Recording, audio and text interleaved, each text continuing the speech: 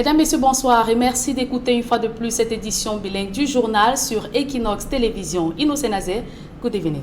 Bonsoir, good evening to you, televiewers. Thanks for joining us in this edition of the 8 p.m. bilingual newscast on Equinoxe Television. Cameroon's Ministers of Communication and Territorial Administrations have condemned the recent protest march by the militant supporters and sympathizers of the Cameroon Renaissance Movement Party Saturday.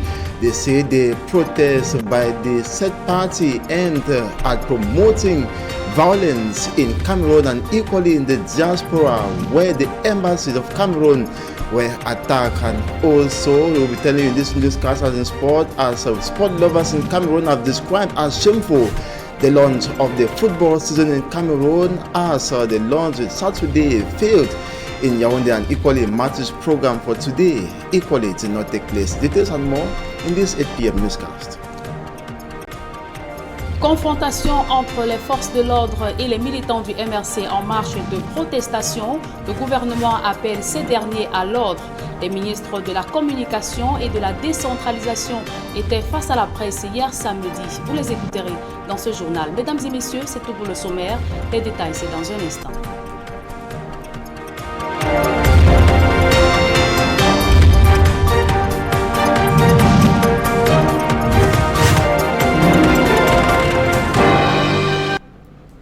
Bonsoir à tous et merci de suivre une fois de plus cette édition bilingue du journal sur Équinoxe Télévision. Nous vous le disions en titre, confrontation entre les forces de l'ordre et les militants du MRC en pleine marche de protestation. Le gouvernement appelle ces derniers à l'ordre. Les ministres de la Communication et de la Décentralisation étaient hier samedi face à la presse. Les précisions dans ce reportage d'Élisée Bogba et Gizogo. Après les marches du MRC, le gouvernement a réagi par l'entremise d'un point de presse conjoint des ministres de la Communication et de l'administration territoriale. Le ministre de la Communication a d'emblée accusé le MRC d'avoir voulu inciter les populations à l'insurrection. Par l'organisation de ces manifestations, le MRC entendait, comme à l'accoutumée, inciter nos compatriotes de l'intérieur du pays et de la diaspora à braver l'ordre républicain par des mots d'ordre de rébellion et d'insurrection vis-à-vis des institutions légales et légitimes. En outre, à son sens, la mobilisation pour ces marches aura été faible. Les Camerounaises et les Camerounais ont, de façon générale, sereinement vaquer à leurs occupations tout au long de cette journée. Néanmoins, des velléités de troubles à l'ordre public et de bravades à l'encontre des institutions républicaines ont été enregistrées dans les villes de Mbouda, Bafoussam, Yaoundé et Douala.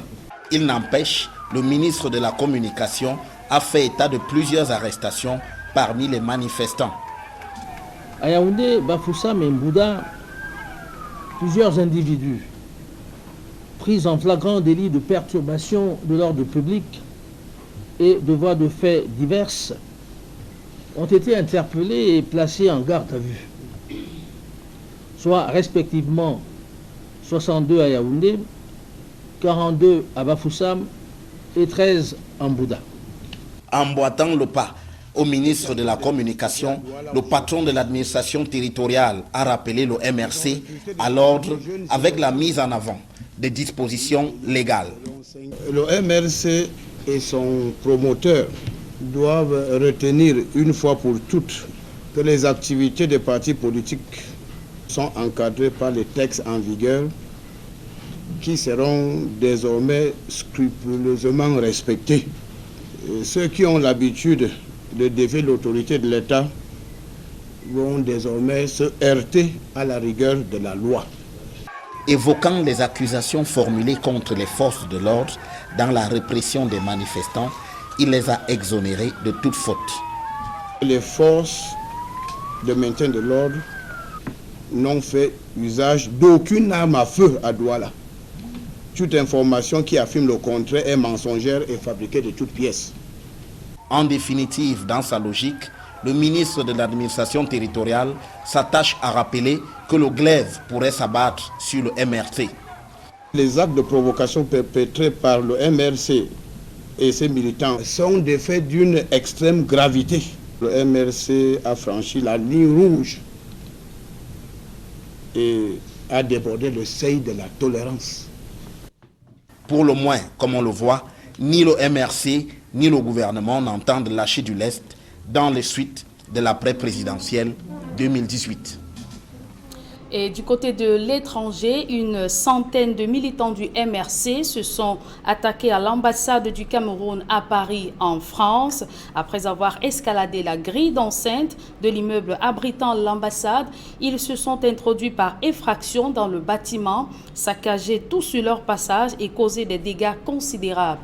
Dans un communiqué rendu public par le nouveau ministre de la Communication, René Emmanuel Sadi, le gouvernement condamne avec la dernière énergie ces manœuvres inadmissibles dont le but est la déstabilisation du Cameroun.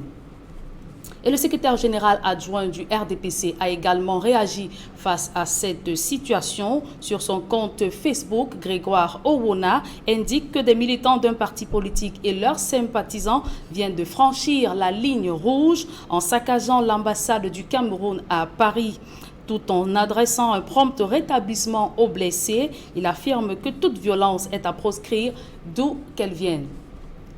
Et concernant toujours cette marche pacifique du MRC, cette fois dans les Bamboutos, les militants de ce parti politique ont paradé dans différentes rues de Mbouda, chef-lieu de ce département.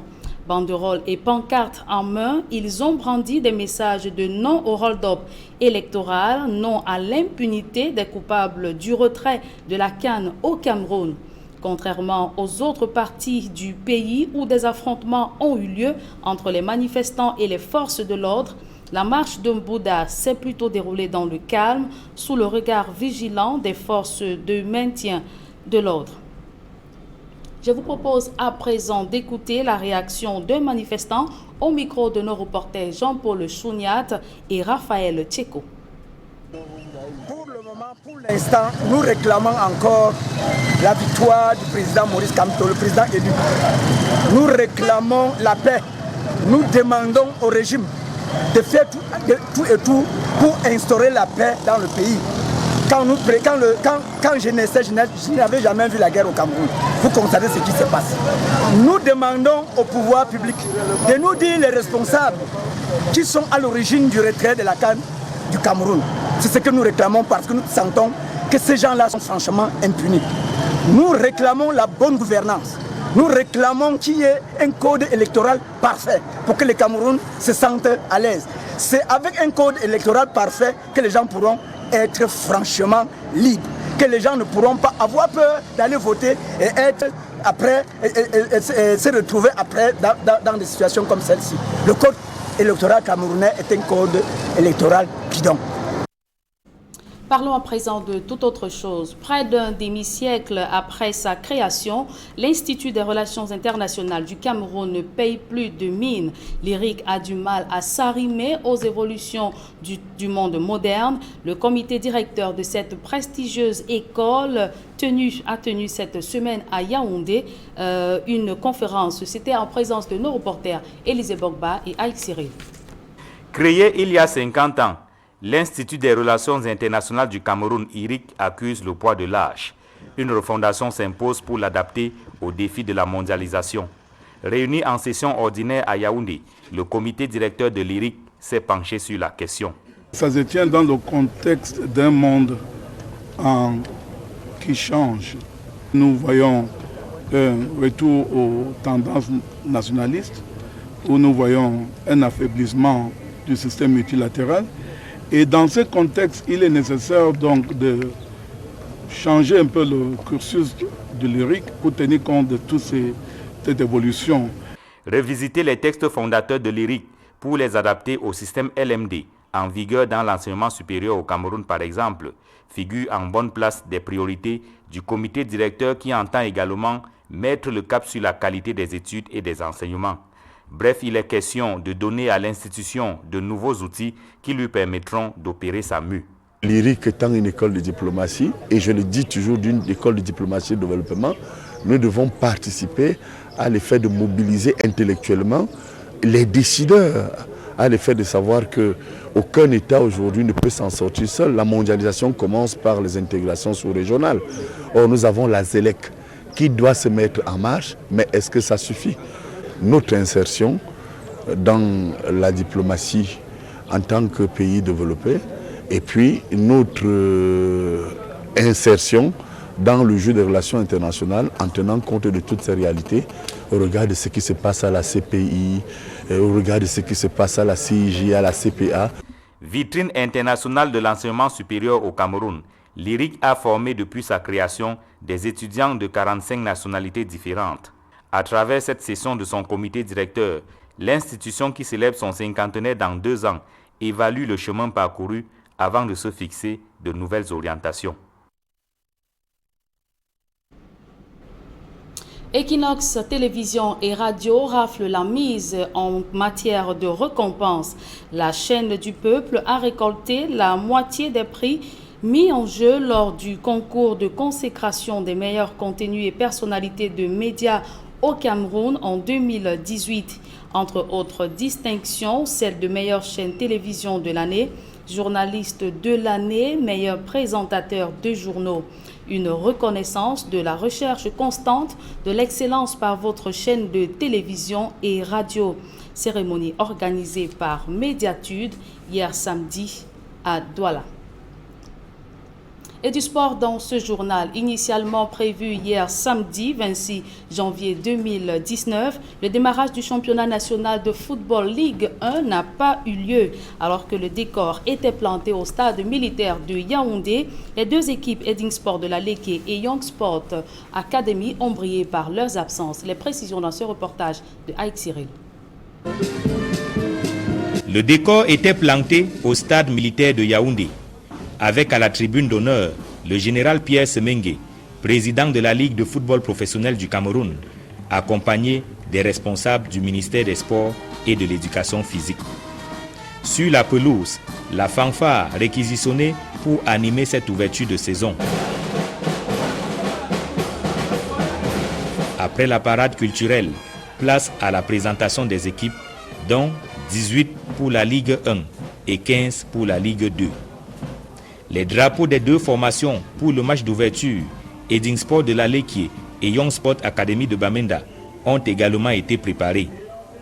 À la sortie des vestiaires, les officiels de la rencontre sont accueillis par le président de la Ligue de football professionnel du Cameroun. La cérémonie protocolaire s'achève par l'exécution de l'hymne national.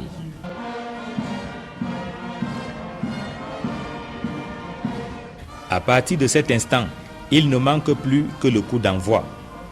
Les arbitres se concèdent et après 15 minutes, le forfait est constaté. Je pense que les officiels vont constater le forfait des 2 équipes. Et notre réglementation règle ces problèmes de forfait. J'espère que à la 2e journée, il n'y aura pas un autre forfait.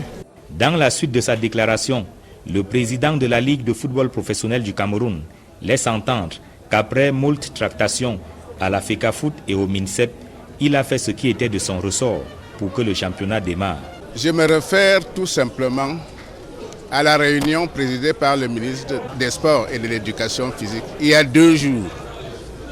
Elle s'est achevée à 20h par la déclaration suivante du ministre, accompagnant d'ailleurs celle de la Ligue et de la FECAFOOT, que le championnat édition 2019 a lieu ce jour, samedi 26 janvier 2019. Venu vivre le spectacle de cette ouverture de saison, c'est finalement désabusé que le public quittera le stade militaire de Yaoundé. Cameroun, combat pour mon pays, c'est le titre d'un ouvrage que vient de publier le professeur Titus Ezoa, l'ancien secrétaire général de la présidence de la République. Ce haut commis de l'État, à travers 150 pages, partage son expérience vécue dans la très haute administration du Cameroun. Dans ce livre, Titus Ezoa revient sur les maux qui minent notre société à travers la corruption, l'homosexualité, l'inertie, la gabégie et surtout la crise des valeurs morales et sociales. De cette analyse à travers ce diagnostic que pose l'auteur, Titus Ezoa suggère surtout une palette de propositions pour sortir le Cameroun de sa léthargie. Je vous propose à présent de l'écouter. Il est au micro de notre reporter Jean-Paul Chouniat. Je précise que ce n'est pas un combat physique. C'est un combat d'idées, un combat qui mérite la contradiction, et c'est des propositions, et ce n'est pas, n'est-ce pas, des décisions arrêtées. Alors, dans ce livre, je fais d'abord un constat du parcours, je partage mon expérience, je fais une critique du système en place, et je fais des propositions. Et ces propositions, vous les retrouvez, n'est-ce pas, dans le projet politique que je propose aujourd'hui et demain pour les Camerounais. Et pour être complet sur cette information, précisons que le professeur Titus Ezoa est l'invité de votre programme préféré, La Vérité en face. L'ancien secrétaire général de la présidence de la République sera juste après ce journal face à 3 journalistes aguerris de votre chaîne Équinoxe Télévision. À présent, la deuxième partie de ce journal, elle est en langue anglaise avec vous. Équinoxe, good evening. Bonsoir, Julien Bev. Good evening to you once more, televiewers. Thanks for staying with us for the second segment of the newscast. We told you in our list story how the Cameroonian government has condemned the peaceful nation protest march by the Cameroon Renaissance Movement Party Saturday. According to the Minister of Communication, René Manuel Sadi, the protest march by the CRM party is illegal, unfounded, and also destructive. He says those who masterminded the acts have been arrested and will face the law. Take a listen to him as he was speaking at a press conference in Yaoundé Saturday evening. These demonstrations, the CRM intended, as usual, to push our compatriots at home and abroad to defy the Republican order with slogans of rebellion and insurgency against legal and legitimate institutions. It should be noted that all over the national territory, Cameroonians went about their business throughout the day in all serenity. Nevertheless, some attempts to disrupt public order and defy Republican institutions were recorded in the towns of Mbuda, Bafoussam, Yaoundé, and Douala. After making a fair judgment of the situation, the administrative authorities took the necessary security measures to preserve public order and bring the sponsors back into compliance with the laws and regulations of the Republic. In Yaoundé, Bafoussam, and Buda, several individuals caught in flagrante delicto, disrupting public order and perpetrating various assaults were arrested and placed in custody. 62 in Yaoundé, 42 in Bafoussam, and 13 in Buda. In Douala, the forces of law and order were positioned at certain key points of the town. Some participants in this illegal march organized themselves in a particularly aggressive manner and took upon themselves to face and challenge the security forces in the executions of their traditional missions of preserving public order. Showcasing restraint and professionalism, the forces of law and order went on to issue formal warnings that were unfortunately not followed by the demonstrations. This led to a few clashes during which the security elements made use of regulatory logistics. It should be made clear on the basis of facts of absolute truth that no live ammunition was fired. 7 people were arrested and brought back to the headquarters of the CRM at New Daido in Douala 1 subdivision. In addition, 6 persons were slightly injured, including 2 well-known activists. Abroad, 100 of CRM militants attacked Cameroon's embassy in Paris, France. After scaling the fence of the building hosting the embassy, they broke into the offices and ransacked everything on their way, causing huge damages. As we speak, these individuals have been taken out of the premises by the French forces of law and order. The government strongly condemns these unacceptable maneuvers to destabilize Cameroon under the false pretext of an alleged electoral hold-up.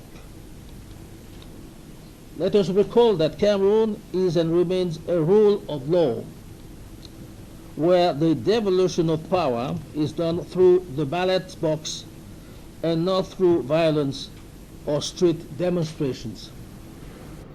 And it should be noted that the Minister of Communication was flanked by Minister of Territorial Administration Paul Atanganji, who said that the continuous acts by the Cameroon Renaissance Movement Party, led by Professor Maurice Kamto, if continuous, will no longer be tolerated. The Territorial Administration Board says playtime or break time is over, and those who have so far been caught in the web will face the law severely. Take a listen to him. The CRM political party and its leadership have been very notorious. We can no longer tolerate those who undermine the laws of the Republic. As I said earlier, the activities of all political parties are governed by laws which must be respected scrupulously. If you read, these are the documents which were distributed in Douala today by the MRC leader and their sympathizers. They went around recruiting young Cameroonians, paying them 5, 10, 20,000 to go and distribute these illegal documents. And what is very conspicuous here, they are talking about no to the electoral hold-up, yes to the recount of the ballots. Today we are the 26th of January 2019. How can we be talking about the counting process after the elections, 4 months after the results were officially proclaimed by the Constitutional Council? I think that this is not serious, and we have to denounce this attitude. May I make this very, very clear.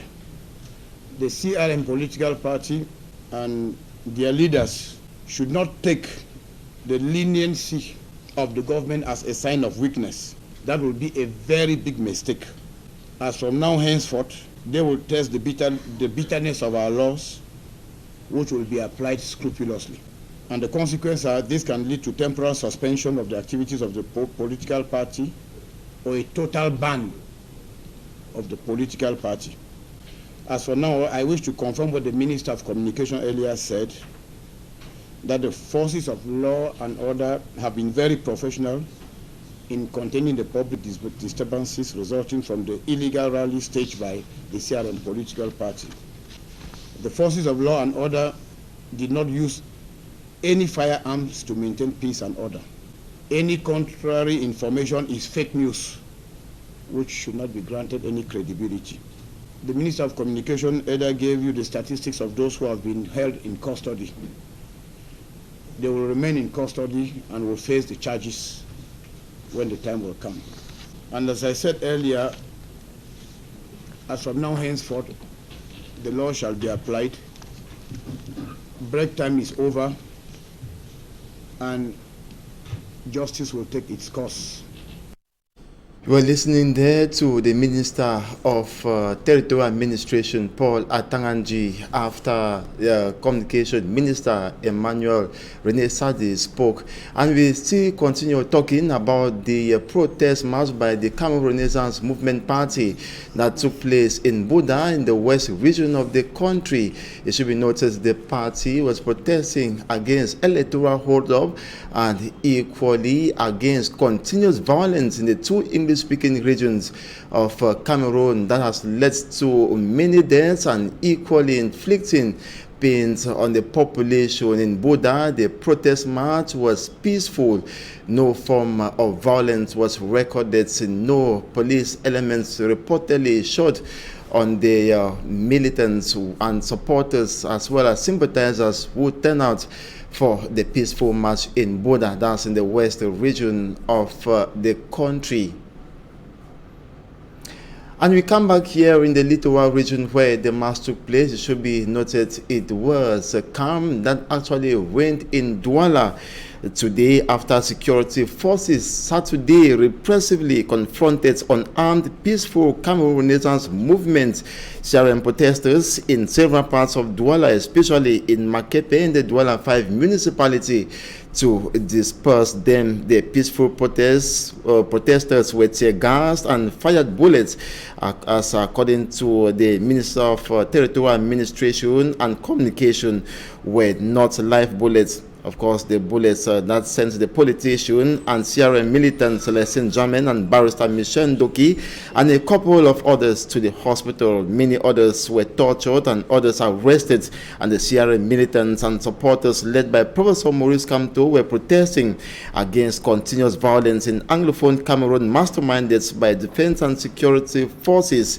that has not only led to death but inflicted pain and suffering on the population, also against electoral hold-up and the squandering of public funds meant for the organization of the 2019 AFCON, which as a result led to the withdrawal of the AFCON rights from Cameroon.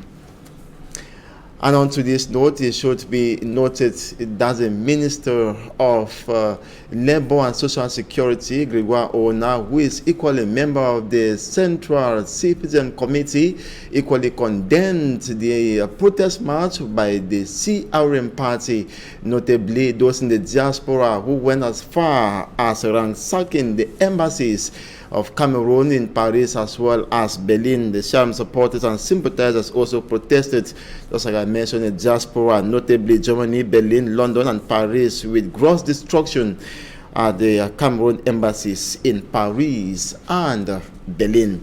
We now talk something else. This time we're telling you how the inhabitants of Mbanga, that's in the Mungo division of the Littoral region, are without potable water, and the inhabitants have been getting water from doubtful sources to consume. They're calling on competent authorities to intervene in order to save their health. Smanjik and Gabriel has more. It is from doubtful sources that inhabitants of Banga fetch water to use in their houses. This is so because their taps have gone dry without water for several years now. People say that there is water in Banga. There is no water in Banga. It's more than 3 years today. We don't have water. It's just of recent that water come. But where there is water, water come in quarter 7. Just for a few days, and now there is no water. So we are really suffering. Please, people should see into our matter, because water is life. Without water, we cannot make it. The absence of the most valuable liquid in Banga has made everyone to be on the move to search for the liquid, which is considered to be life. The claim by the water distribution company supplying water to the entire Banga town has been debunked by the inhabitants. When we talk about water in Banga, I will say that it is not 100%, because there are some quarters that do not have water. And when we look at it very well, some houses that have taps, the taps are not flowing. But we discover that along the road, you see pipes flowing. The water is flowing on pipes. So we don't understand the meaning of water has come to Banga. It is not doubt 100%. So we pray that if they want to talk about water that has come to Banga, let it be that all the quarters have water and the stray pipes should not be flowing. Let it flow in homes and in houses. The mayor of Banga, who also suffers from the absence of water, has called on the water distribution company to complete the work in Banga before celebrating victory.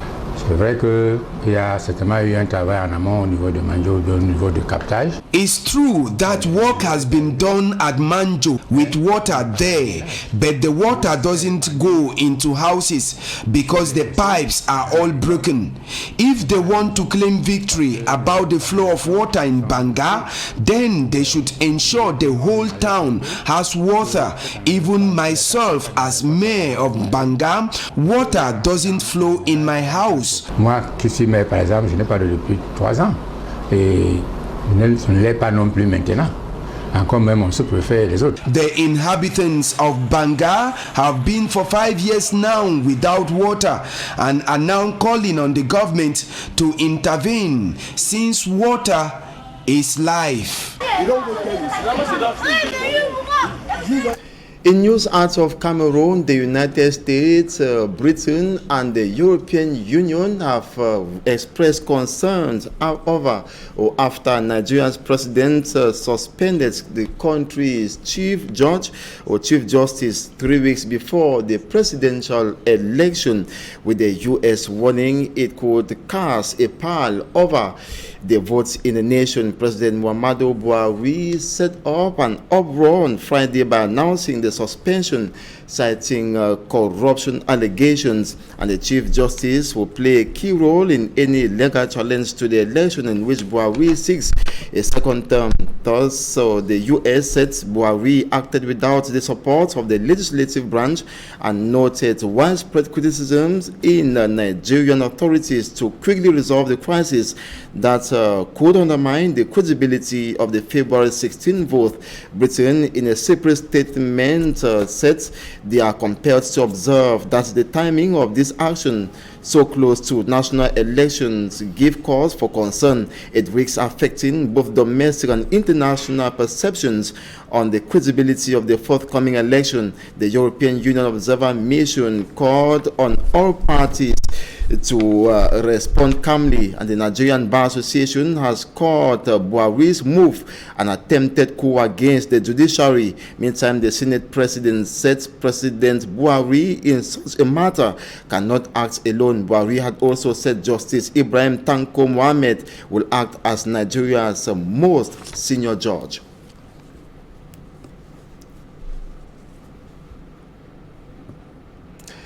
And on to sports lovers in Cameroon have described as shameful the launch of the football season in the country. The Football League hits by crisis fails to kickstart the professional Elite One Championship Saturday in a good note.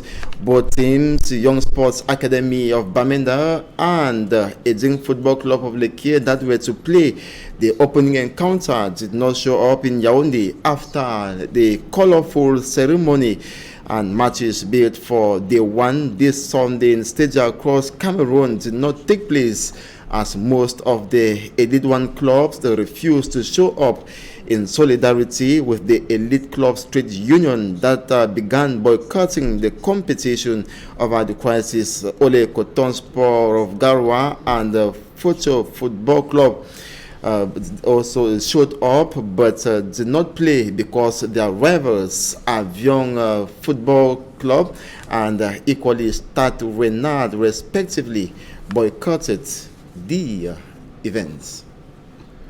And that ends this edition of the 8 p.m. bilingual newscast on Equinoxe Television. Thanks so much for watching. We shall be back certainly tomorrow morning. Do have a splendid evening. Julien Bert, bonsoir.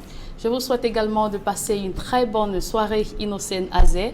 Mesdames et messieurs, c'est la fin de cette édition bilingue du journal. Merci de l'avoir suivi. Je vous conseille de ne pas changer de chaîne. Votre programme préféré, La Vérité en face, c'est dans une poussière de secondes avec comme invité le professeur Titus Ezoa, ancien secrétaire général de la présidence de la République du Cameroun. Bonsoir.